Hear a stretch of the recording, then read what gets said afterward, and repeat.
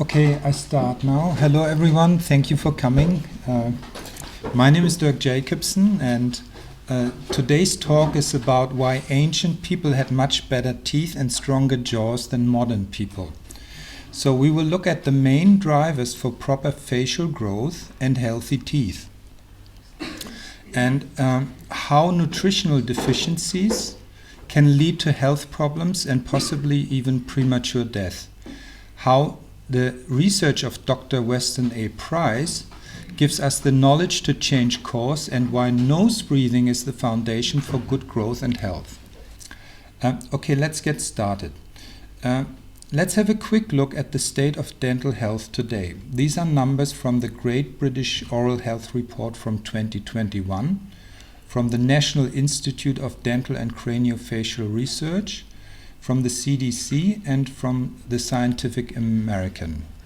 I won't go into detail, but these are some rough numbers to work with, and these are absolutely shocking numbers. They speak for themselves.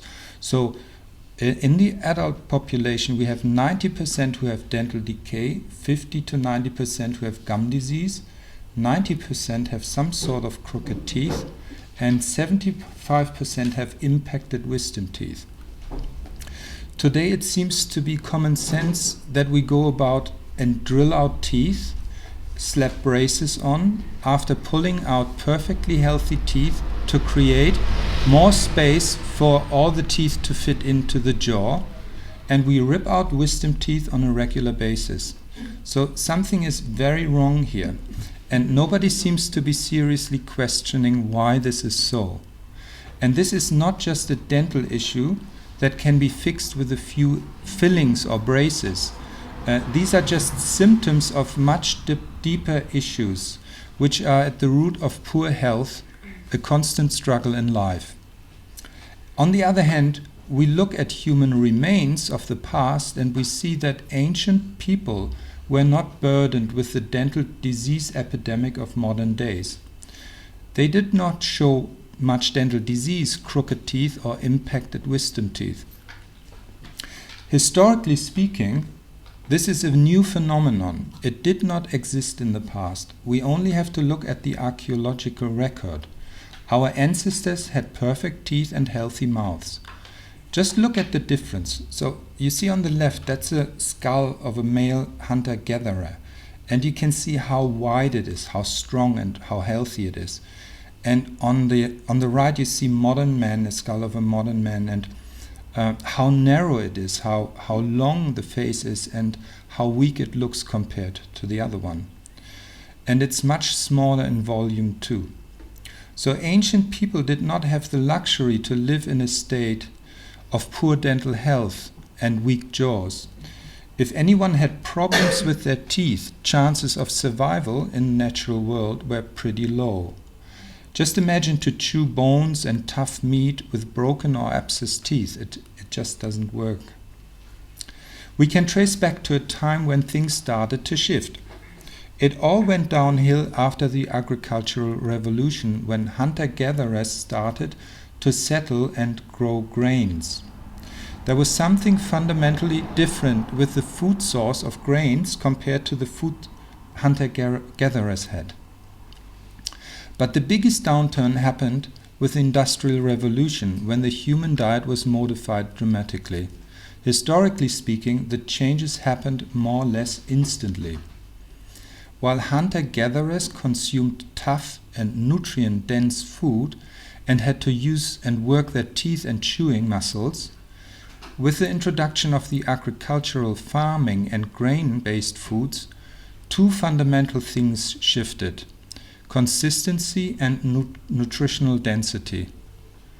And ever since carbohydrate-rich and soft industrialized food became the food of choice, chewing muscles and teeth were not exposed to challenges anymore, because everything turned soft and mushy. And here's the thing: food and nutrition have a major impact on facial development and dental disease. These facts are unfortunately widely ignored by the medical and dental industrial complex. We can certainly see the outcome in a population that gets sicker and sicker, At the same time, the vast majority of treatment modalities and funds are directed at disease management, and in dentistry it's drill, fill and bill, and braces and pulling teeth. This is where the money is, and there is not much incentive to change a good business model. But there's a better way. First, we need to see what modern civilization is doing so fundamentally wrong that our teeth, jaws, and overall health are in such bad condition. So let's investigate the impact of nutritional and also functional aspects during one's life cycle. We can often observe a common thread of characteristic events at different stages in one's life. And we have to start not at birth or pregnancy, but even before conception. And fat-soluble vitamins have a crucial part in healthy growth, healthy teeth and beautiful faces. And there's a very special role for vitamin D3 and K2 in the development of bone and teeth. These two vitamins work together synergistically. D3 helps to absorb the calcium in the intestines, and K2 makes sure that the calcium is deposited in the bones and teeth and does not clog up soft tissues and the arteries. Many indigenous tribes required a period of premarital nutrition, a special time of preparation for pregnancy. Children were spaced to permit the mother to maintain her full health and strength prior to her next pregnancy. Their diet consisted of foods rich in fat-soluble vitamins, and children were born into a world with a high degree of physical excellence. For example, the Maasai tribe in Africa have fertility foods. They feed to mothers-to-be and even fathers-to-be, so it's not just about the mother. They only allowed couples to marry and become pregnant after spending several months drinking milk in the wet season, when the grass is lush and the nutrient content of the milk is especially high in vitamin K2. The Maasai intuitively know about the health-giving properties of milk produced by cows fed on freshly growing grass. They probably don't even think about it, they just know. It's an intuitive knowledge of ancient people that has been driven out of us, and we have lost it. But the good thing is, we now know about it too. It took a bit longer to work it out scientifically, but finally we got it. Once a woman is pregnant, the nutritional environment of the womb affects her baby's health, not only at birth and during early infancy, but for the rest of its life. Proper maternal nutrition is crucial for the lifelong health of her offspring. Strong teeth and bones, for example, require many years of nourishment from sunlight-derived vitamin D. And vitamin K2 is crucial for the proper development of the nasal septum during pregnancy.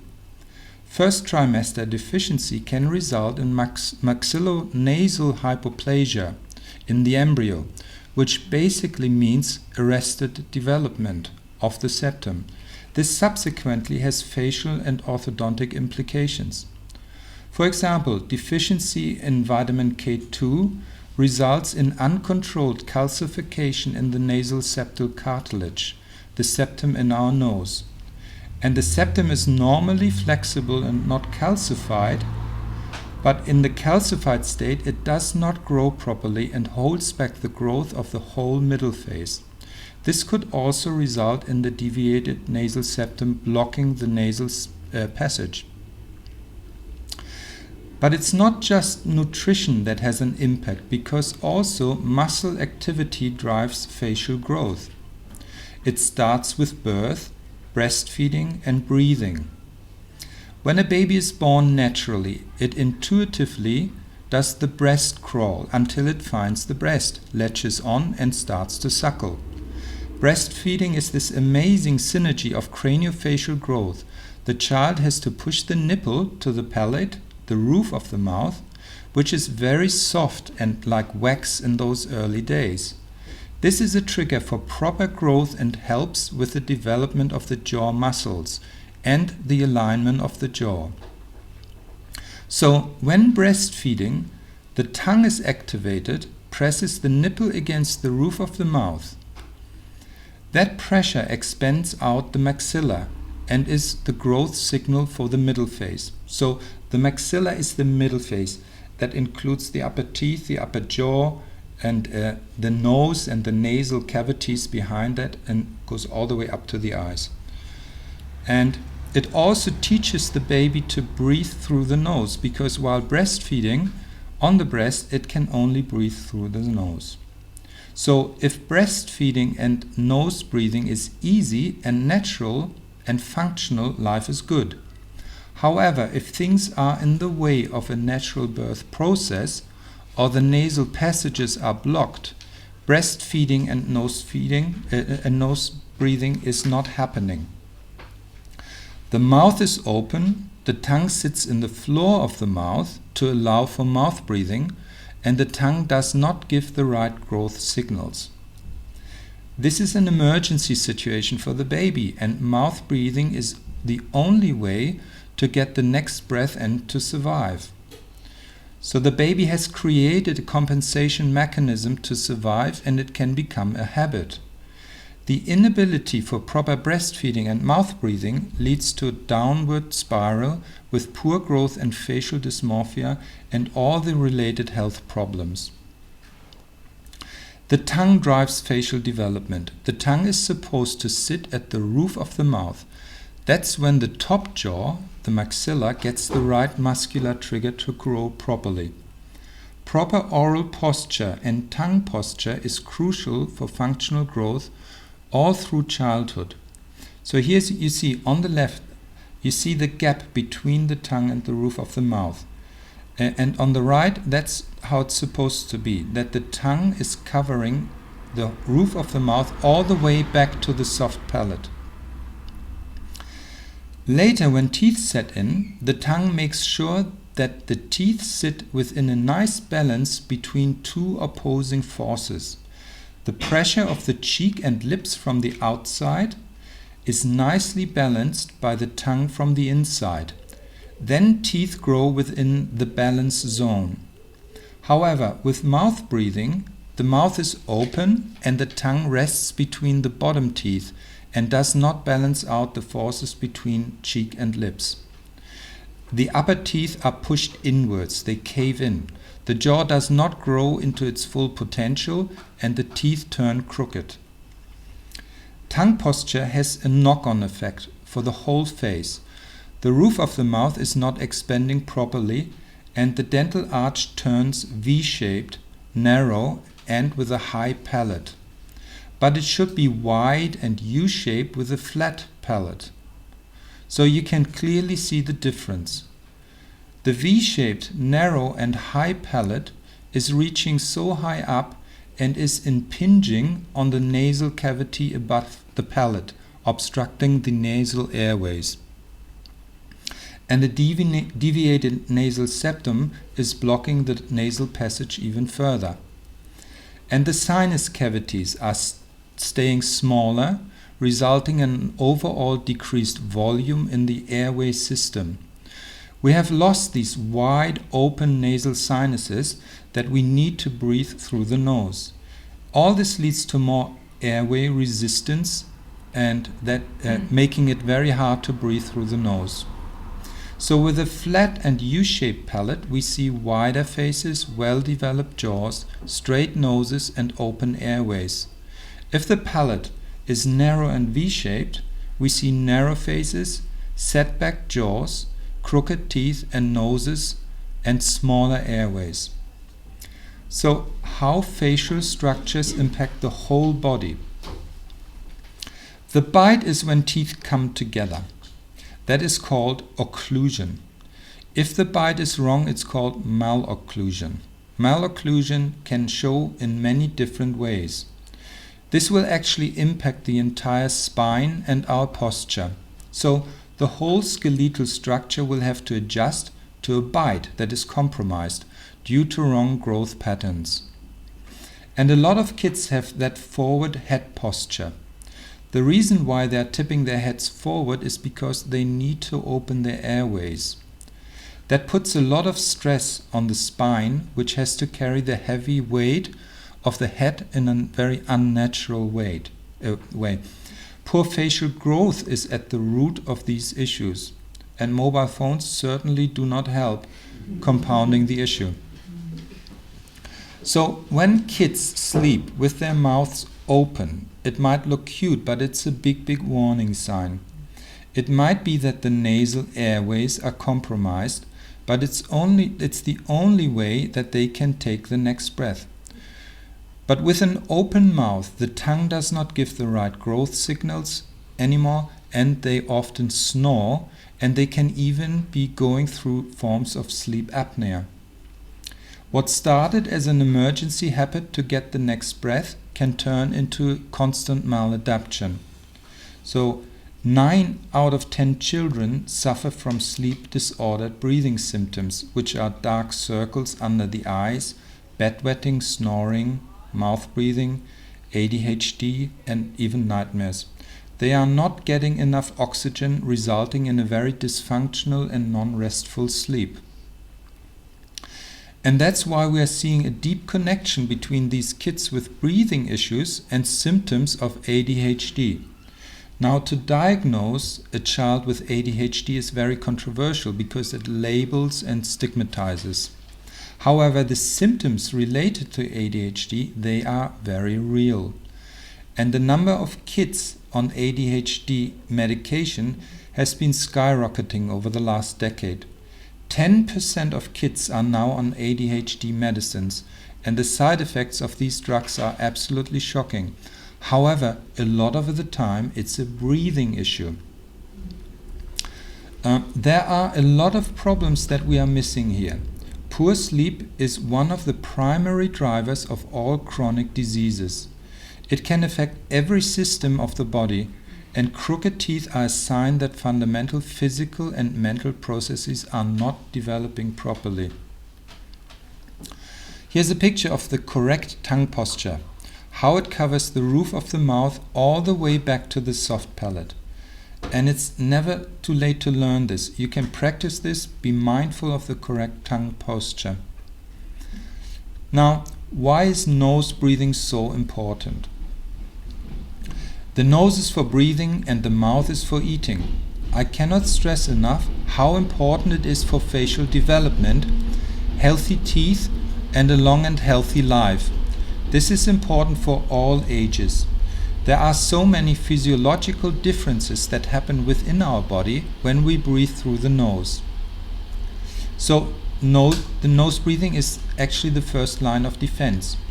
There is a very sophisticated filter system when we breathe through the nose. So first we breathe in, and the hair, they trap all the dusty stuff that might be floating around.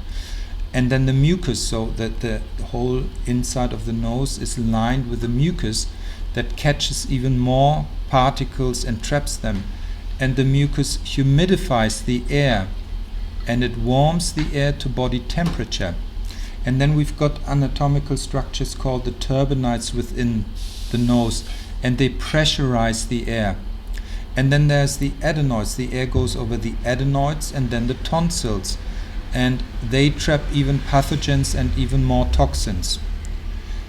But with mouth breathing, we are deprived from the sophisticated filter system, and cold and filthy air hits the lungs unfiltered. Mouth breathing also leads to oxygen deprivation. When we breathe through the nose, it takes care of the balance of 3 different gases that are crucial to our health and survival. There's oxygen, or O2, there is carbon dioxide, or CO2, and there's a lesser known gas called nitric oxide, or NO. Breathing is all about the right balance of these 3 gases.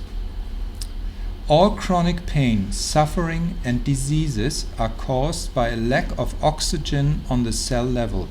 Now, this is from the textbook of medical physiology. So we need to make sure that oxygen is getting to the tissue. So when breathing, the gas exchange happens in the lungs, or more precisely in the alveoli of the lungs. The alveoli are the interface between the lungs and the blood circulation. They are the end point when the air goes when we breathe in. And this is where the gas exchange happens. When we take a breath, the air travels into the lungs, reaches the alveoli, and they absorb oxygen from the air into the bloodstream. When we breathe out, CO2 is eliminated. Just a small bit. So the CO2 is eliminated by the lungs and exhaled. Once oxygen enters the bloodstream from the lungs, so this is a picture, we look now what's happening in the bloodstream within the arteries. So once the oxygen enters the bloodstream, the oxygen binds to the red blood cells. So these red UFO-shaped structures that you see on the picture, they are the red blood cells, and the oxygen latches onto them. And then the oxygen is transported to the organs and to the cells of the body, where the oxygen provides the energy and is used up and converted to CO2. The CO2 then binds again to the red blood cells and is transported back to the lungs, where it is exhaled.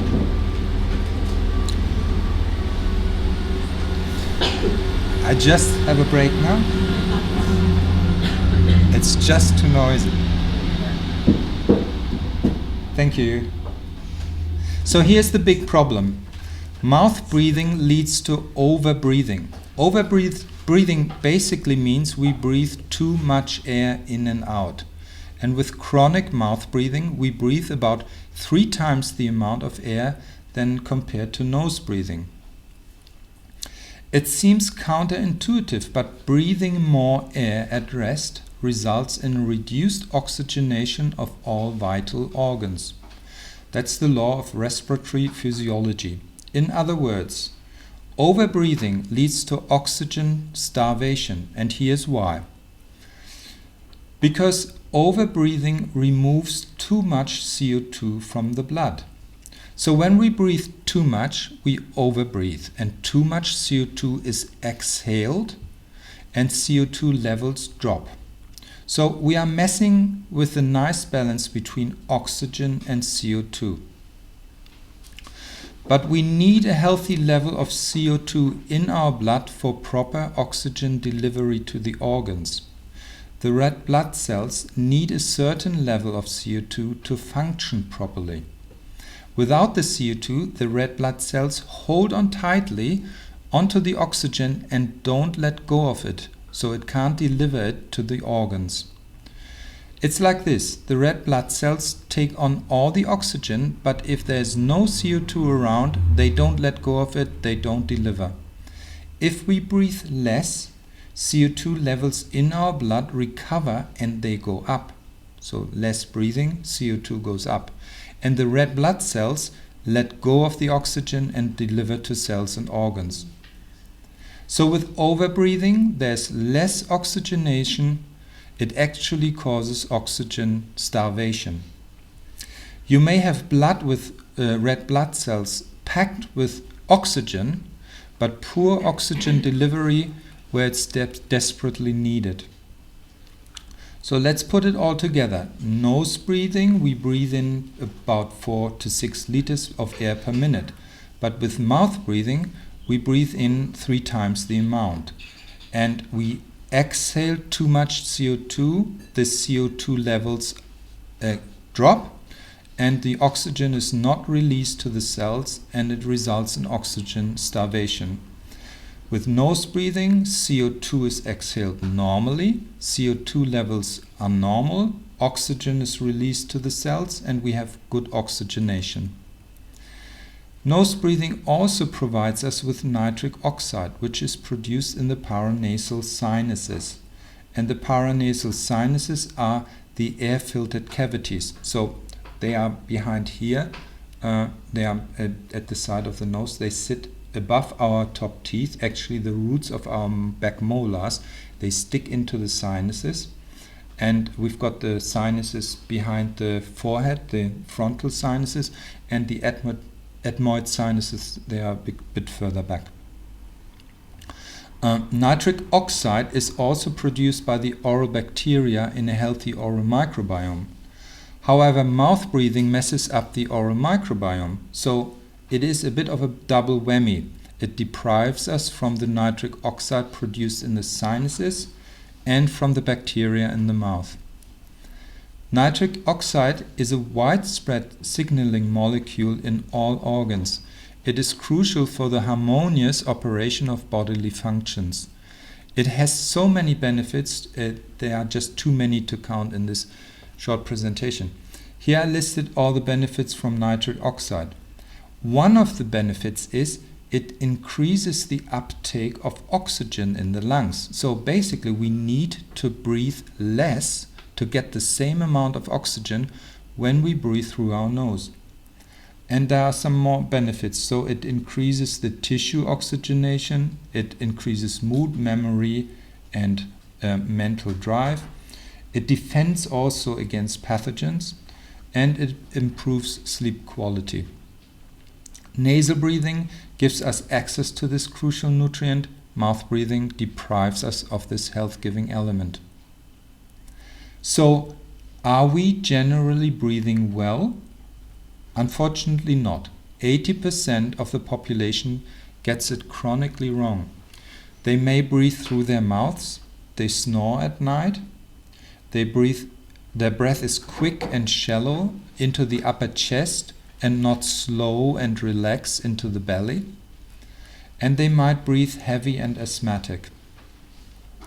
Chronic mouth breathing is a huge concern, as it can affect not just the quality of life, but also it can threaten life itself. This is a list of the problems mouth breathing can have on growth, health, and appearance.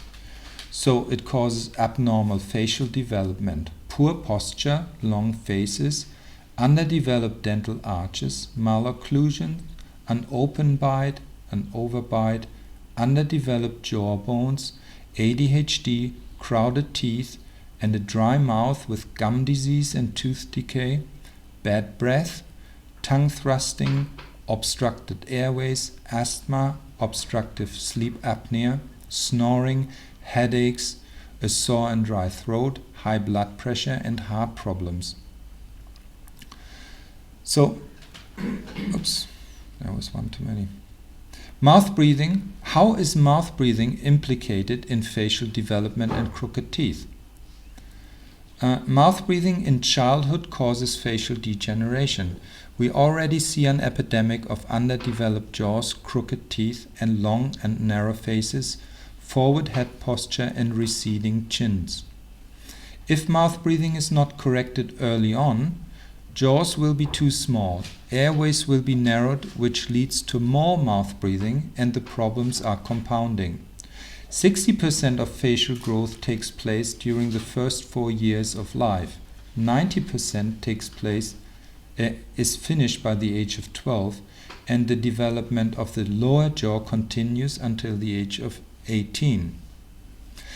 It's a vicious cycle, and it's difficult to break. So underdeveloped facial structures and nasal structures, they lead to blocked nasal passages, which leads to mouth breathing, which leads to more underdeveloped facial structures.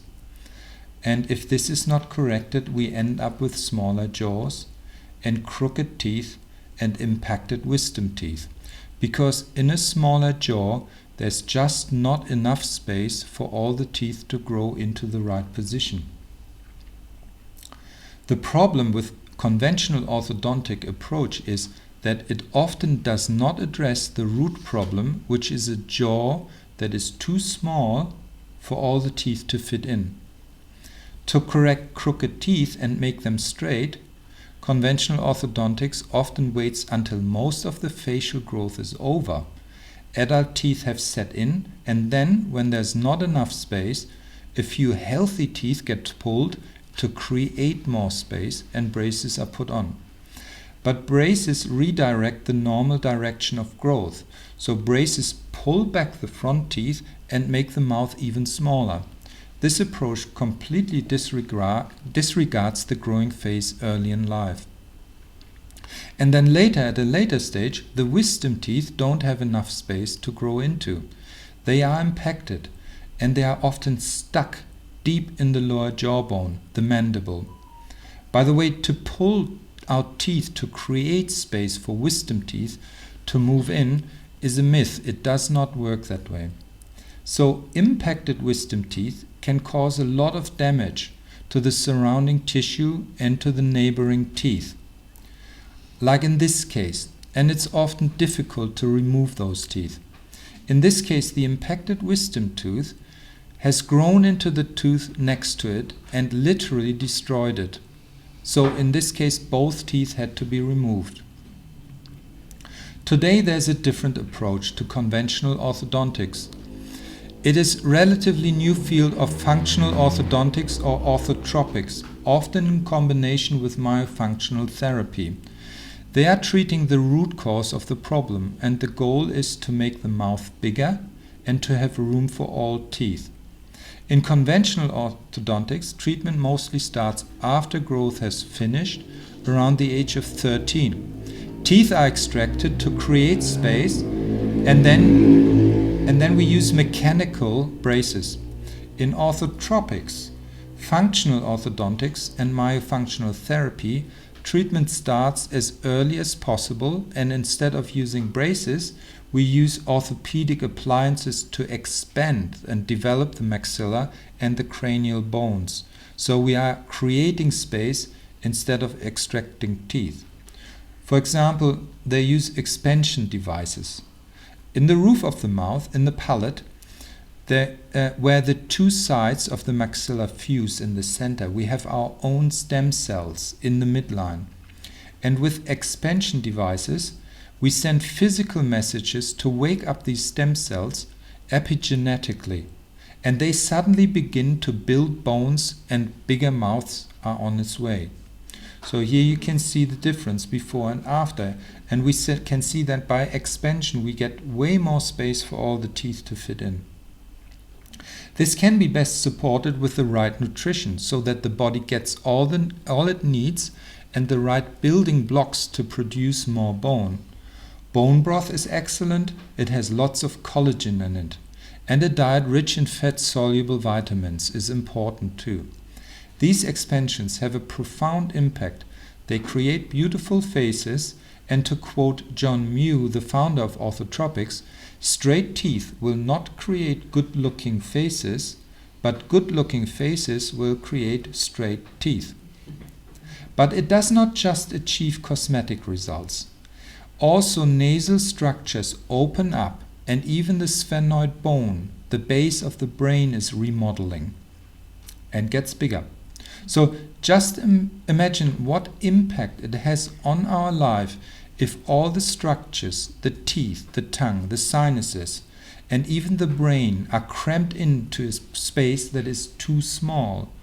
Of course, that will create ongoing problems. It's a bit like this. When you have planned to move 9 people comfortably in a big people mover, but they now have to squeeze into a small mini, it all gets a bit uncomfortable and no one has the space they need. Let's look at mouth breathing in adults. If breathing through the nose is obstructed, mouth breathing becomes permanent, leading to snoring. Not all snoring is harmful, but snoring often causes lack of oxygen and sleep disorders. So during sleep, the gravity and muscle relaxation allows the tongue and the surrounding soft tissue to fall back into the throat area, obstructing airflow. Studies suggest that 60% of men and 40% of women snore when they reach the age of 60, and many people start way before that. The reason for snoring stems from the relaxation of the throat muscles. When you sleep, the weight of the tongue is constricting the airways even more. The relaxed muscles, they vibrate, and that's the universal cause of snoring. So it's the muscles that vibrate. in harmful snoring and in not harmful snoring. But snoring is often a precursor of obstructive sleep apnea. 35% of people who snore suffer from obstructive sleep apnea, which is characterized by pauses in breathing and oxygen deprivation to the brain. It is literally choking in our sleep, and it is the product of the shrinking human face and jaw. So sleep apnea affects the whole body, and there is an increased risk for stroke, loss of vision, kidney diseases, bone loss. It's linked to dementia, depression and anxiety, and heart disease and sexual problems. Studies have shown that sleep apnea can decrease life expectancy by several years. If you notice signs of sleep apnea, just don't ignore it. That's important stuff. Mouth breathing causes also saliva to dry up and dry mouth. Saliva is protecting our teeth and gums, so a dry mouth results in tooth decay and gum disease. To sum it all up, breathing should be very passive and with little effort. We should not hear or notice someone breathing. And as Lao Tzu puts it, a perfect man breathes as if he's not breathing. So let's talk about solutions. And this man did the research to show us how to get out of this mess. Dr. Weston A. was a dentist from Cleveland, Ohio, about 100 years ago. He went all around the world to 14 different cultures. He went to the remote valleys of Switzerland, to the Native Americans, to the Polynesians, to the Pygmies, to the Aborigines in Australia, and many other cultures. His research pointed to our physical degeneration due to our changing food habits. He studied the intersection between the traditional diet of modern man and the effects it had on our bodies in general and on our faces and teeth in particular. It was a time where some family members were leaving their traditional homes to work and live in a nearby city, while some other siblings still were living at home the traditional lifestyle. His findings are probably the best account of the devastating changes that happened to our well-being, starting at that crucial period of time when the way of our lives changed. Price meticulously documented people following their traditional diet and lifestyle. Just look at these beautiful white faces and straight and healthy teeth. But then things changed often within one generation within the same family. For example, one brother went to the city and ate refined sugars and flours, vegetable oils, jams, canned foods, and so on, while his brother stayed home with a traditional diet. So what happened was that the facial structures and teeth changed dramatically, and it did not even take one generation. And as soon as those isolated populations switched over to a nutrition of commerce, their health tanked just like in the rest of the Western world. Faces, teeth, and mouths became underdeveloped and sick as a result. All over the world, Weston Price observed a lack of crucial minerals and a lack of fat-soluble vitamins in the diet of our industrialized food. And that was 100 years ago. Today it is even much worse. Our supermarket food is empty food, and it does not contain any building blocks to build strong and healthy human beings. Price clearly demonstrated that dental disease and physical degeneration is a malady of civilization related to our poor diet. His finding established the correlation between fat-soluble vitamins, healthy growth, healthy teeth, and beautiful faces. His findings are still the bedrock of a healthy diet. Weston Price, when working as a dentist, actually stopped drilling teeth and instead gave his patients cod liver oil and grass-fed butter oil, and he healed them from tooth decay. So cod liver oil is high in vitamin A and D, and grass-fed butter oil is high in K2. Actually, it's worth noting that tooth decay is highest in kids and teens because their growing bodies need nutrients in the critical bone growing phase. If they don't get the right nutrients, kids grow weak teeth and bones as a result. Let's look at some key components of a healthy diet. Nutrition is, of course, such a vast subject that we can barely scrape the surface. Whole libraries can be easily filled with books on nutrition, and opinions on nutrition are polarized to the extreme. So we will only look at some basics today that are relevant to teeth and facial growth. Let's go through the most important ones one by one. So there's calcium. Calcium is the key building block to teeth and bones. It helps to remineralize both bone and teeth, but it needs vitamin D3 for absorption, and it needs K2 to direct it where the body needs it. Vitamin D. It's not really a vitamin, it's more a hormone. It helps with the absorption of calcium, and it's essential for formation and repair of teeth as well.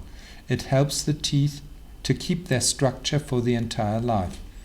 And the main source is sunshine. Vitamin K2.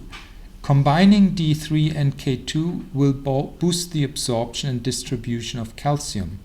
So again, D3 works to absorb calcium, and K2 directs it where the calcium needs to go. K2 is necessary to stimulate osteocalcin and matrix glass proteins. Now these proteins, the osteocalcin activated by K2 is putting the calcium into the bones, and the matrix glass protein is pulling the calcium out of the soft tissue where it can clog up arteries and soft tissue. So most people are familiar with vitamin K, but this vitamin has two different forms: vitamin K1 or phylloquinone, or K2 or menaquinone. The two play different roles in our bodies. Vitamin K1 is primarily needed for healthy blood clotting, and K2 plays a major role in bone, teeth, and heart health. K1 mainly comes from green leaf vegetables, and the easiest way to get more K2 in the diet is by choosing plenty of pasture-raised, full-fat animal products like dairy and eggs.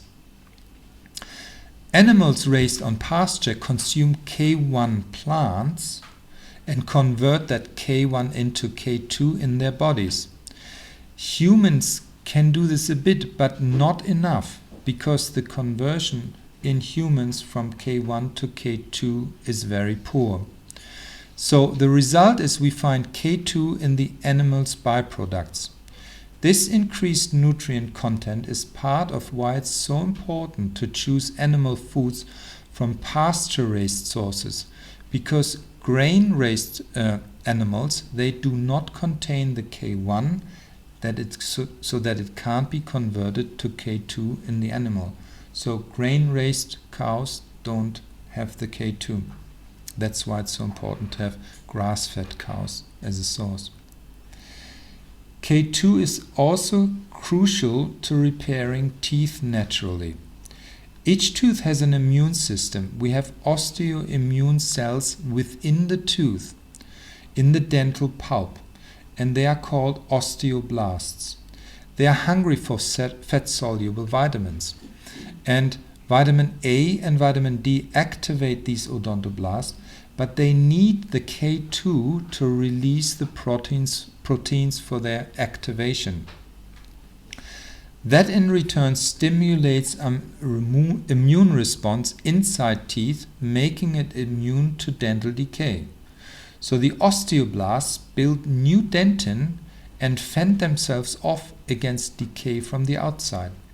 So when Weston Price gave his patients cod liver oil and grass-fed butter oil, and he healed them from tooth decay, this is what happened on a cellular basis within the teeth. By the way, natto is the only form of vitamin K2 vegetarians can consume. Natto is a traditional Japanese food made from whole soybeans that have been fermented. I have seen many kids in my career who were raised vegetarians and who had shocking teeth. It was not related to sugar consumption or lack of brushing teeth, because they generally had supposedly healthy diets, but their teeth were seriously suffering. And I put it down to the lack of vitamin K2, which is absolutely essential to get calcium into the teeth. Without K2, and it's very hard for vegetarians to get K2 in their diet, teeth lack their essential minerals and are soft and prone to dental decay. So for vegetarians, they need to look at natto. And there's magnesium. Magnesium is necessary for two things: teeth structural development and helping to absorb calcium. And vitamin A is one of the absolute best vitamins for overall oral health. It keeps the saliva flowing, which is naturally cleans our teeth and prevents dry mouth. Collagen is a key aspect of your teeth. Collagen is typically seen in animal products such as organ meats and connective tissue. It helps with gut health, and with its high glutamine content, it helps improve nutrient absorption and repair leaky gut syndrome. Best source of collagen is from grass-fed cattle sources, as in bone broth. Vitamin C. Low vitamin C levels are associated with an increased risk for gum disease. It plays a crucial role for healthy gums and prevents and slows the progression of gum disease. You probably have all heard of seafarers whose teeth and gums suffered because they did not get fresh food during their travels. So they were seriously lacking vitamin C. Now let's look at the foods we should avoid. So what are anti-nutrients? Anti-nutrients are naturally found in many plant-based foods. They bind the nutrients in their seeds. They are compounds designed to protect the plant from bacterial infections and being eaten by insects. It helps to preserve the integrity of the seed before sprouting. However, for humans, anti-nutrients reduce the body's ability to absorb essential nutrients. The main plant-based anti-nutrients are lectins, oxalates, and phytates. Let's look at phytates or phytic acids. They function as the main storage for phosphorus in the seeds. So when seeds sprout, the phytate is broken down and the phosphorus is released and will be used for the young plant. The foods that are loaded with phytic acids include almonds, peanuts, Brazil nuts, lentils, soybeans, beans, wheat, and corn. But unfortunately for us, phytic acids binds other minerals like iron, zinc, and calcium, and they make them unavailable for absorption. It also inhibits the absorption of vitamin D, therefore promoting mineral deficiencies. And it also inhibits enzymes that we need to digest our food. But instead of avoiding foods containing phytates altogether, the anti-nutrient content of their raw forms, so I'm talking about the raw forms, can be significantly reduced by several preparation methods. The most commonly used methods are soaking. So beans, legumes, and seeds are often soaked in water overnight. Or sprouting. Seeds, nuts, beans, legumes, and some grains can be sprouted before consuming them. And, of course, fermentation. Beans, legumes, and seeds can be fermented, whereby organic acids formed during the process promote the breakdown of the phytate. Lactic acid formation is the preferred method, such as in the making of sourdough. Here are some really bad foods to avoid. Sugar, all forms of sugar and all forms of hidden sugar. Now, I'm probably preaching to the converted because the devastating effects of sugar are even mainstream knowledge. And there's flour and grain products like white flour, wheat, organic flour, any unsoaked grain products. For example, bread, pasta, crackers, cookies, donuts, breakfast cereals. Even the ones labeled organic need to be avoided. And hydrogenated oils like margarine and low-quality vegetable oils such as soybean oil, Crisco, canola and safflower. Why? Because hydrogenated fats and trans fats don't exist in nature. They are by definition a poison in medical dictionaries. Any type of junk food, of course, convenience food or modern fast food, soft drinks, sweeteners, and anything with artificial flavors, artificial colors, or artificial ingredients. And even soy milk, protein powders, and excess tofu can be harmful. Soy is now ubiquitous in modern diet because soy is in just about all processed and refined food in the form of soybean oil, soy flour, soy or soy protein. Most people are unaware of how much soy they consume for this reason. Traditional fermented soy products like miso, tempeh, and natto are not harmful, and this is how soy was traditionally consumed in Asian cultures. But in high doses and in processed form, which is how soy is predominantly consumed in the West, it has toxic effects. Soy is particularly harmful for women and men trying to conceive, and for women already pregnant and breastfeeding their infants. A study at the Harvard Public School of Health in 2008 found that men who consumed the equivalent of 1 cup of soy milk per day had a 50% lower sperm count. What about dairy? Pasteurized milk, even if it's organic, is problematic. I know this is a tough one, but if we consume raw milk, it contains fat-soluble vitamins and is rich in enzymes which make it easy to digest because of lactase, the enzyme which is then destroyed by pasteurization. Most children cannot digest pasteurized milk and are diagnosed with lactose intolerance. These people have no problems digesting raw milk. Pasteurized milk comes from cows that are injected with antibiotics. These cows are denied the right to feed on green grass, and their milk does not have the full nutritional value of grass-fed milk. And of course, we should avoid any products coming from mass production of fish, chicken, or cattle, alcohol, cigarettes, and drugs, including prescription drugs and vaccines. Non-organic foods are generally soaked in pesticides and should be avoided. So once again, the subject of food, nutrition, and toxins is inexhaustible. It's a minefield, and it requires a lot of research to get it right for you, because everyone needs a different approach. Diet is not a one-size-fits-all approach. Everyone is different and needs to work out individually what's right for them. Fortunately, the information is now out there.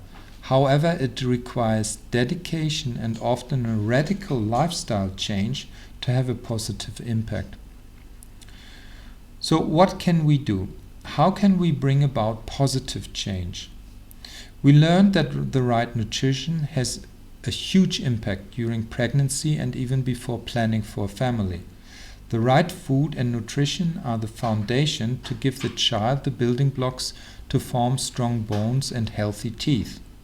But what if we see that some growth patterns are going into the wrong directions already? Well, for starters, changing food habits will go a long way at any age. But it is also crucial to check for physical signs in a child's development or in the child's facial development, so that things can be moved into the right direction early on. The first dental check should be happening straight after the child is born, and if there is a tongue tie under the tongue, Now, tongue ties, which are a flap of skin that is left over when craniofacial development is incomplete, can lead to many, many problems. It hinders breastfeeding, it slows down jaw growth, and it increases the risk of crooked teeth. So we need to check the tongue posture as well. Is the mouth open? That means, is the tongue against the palate, or does it sit in the floor of the mouth?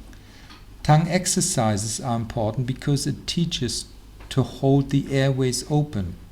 Breastfeeding is the first catalyst and the first step in this craniofacial growth.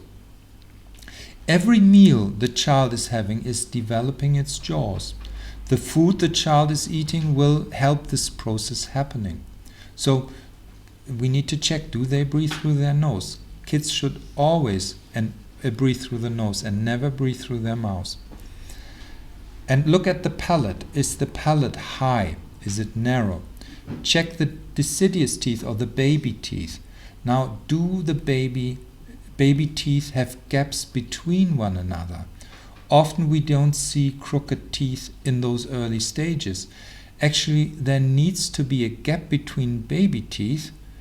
If the baby teeth are lined up tightly against each other, that means it's all too narrow. And there might be not enough space for all the adult teeth to grow into. And vitamin D is crucial. Vitamin D levels should be checked regularly because they are very important for all this process to happen. If you notice some of these things are not developing properly and you are looking for help, what do you need to check for in an orthodontist or in a dentist? Well, if the dentist or the orthodontist, if they are not talking about early intervention, so if they are talking about waiting or they haven't even mentioned breathing or functional issues, maybe it's time to look for a second opinion. If they talk about myofunctional therapy or functional orthodontics or orthotropics, that means that they have been trained in those disciplines, and that would be wonderful. Make sure that they talk about sleep and airways and nutrition. If a dentist understands that, that's a very good start. But if you're an adult and you have breathing problems, you might want to look at some things you can implement yourself first. There are a few things that can easily be done at home that might have a very positive impact.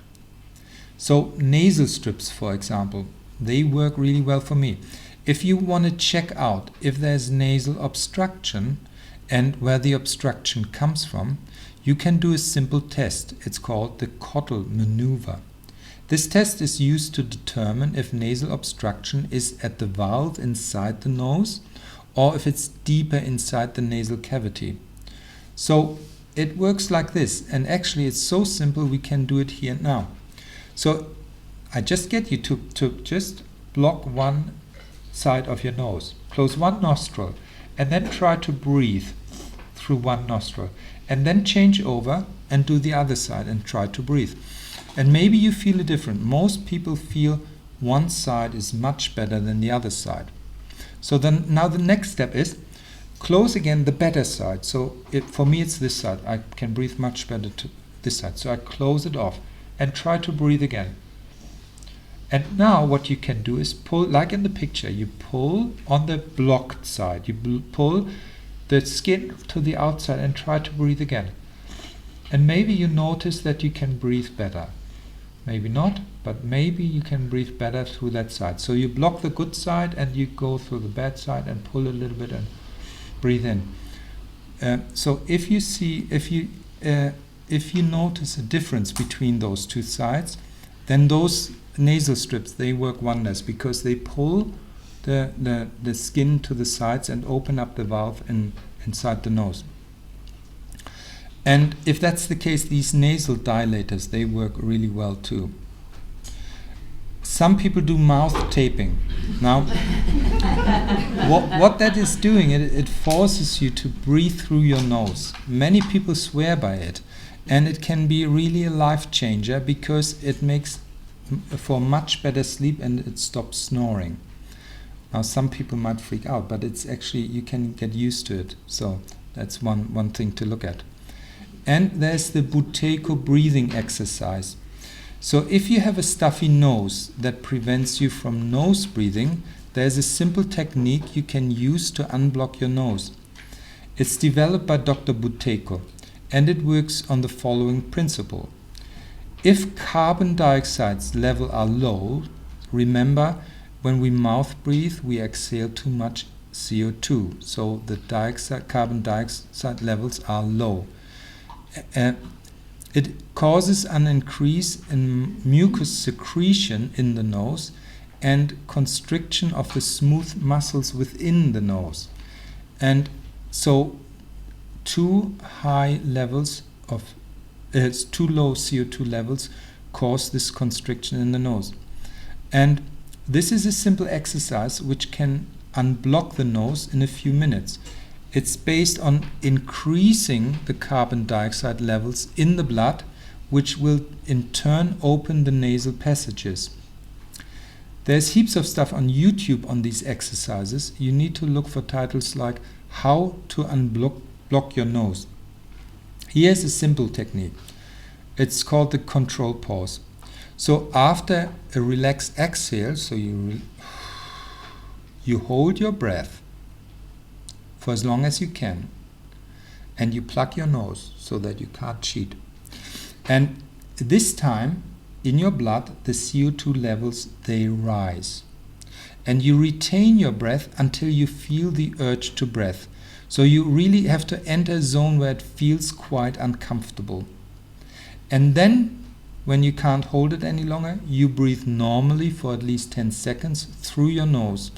And you can repeat this several times, and your nose should unblock then, and the nasal passages should free up if you do that. You can also try yoga breathing exercises. That might work.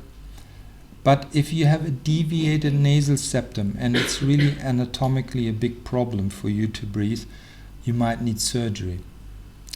And you can also get sleeping devices from the dentist. So that they look like this. What they do is they pull the lower jaw forward. And when you pull your lower jaw forward, what happens is the airways open up. And these are excellent devices if that's a problem, and they stop people from snoring. And it's very simple to do that. But maybe you have problems with sinuses, and you have thickened sinus lining or constant sinusitis. Maybe there are food-related problems with allergies like wheat or dairy.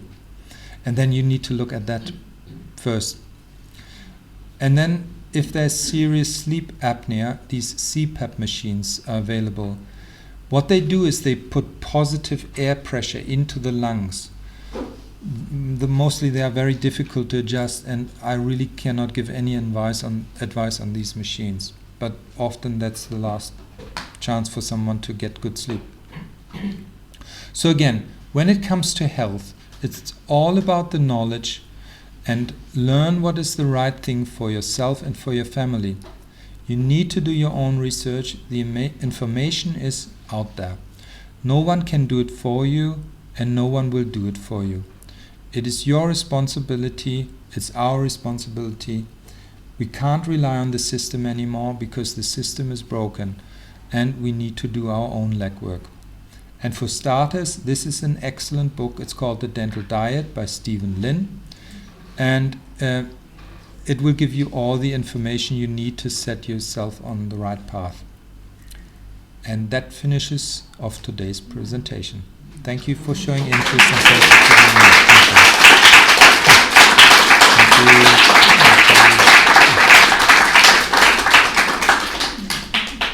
Okay, that was it.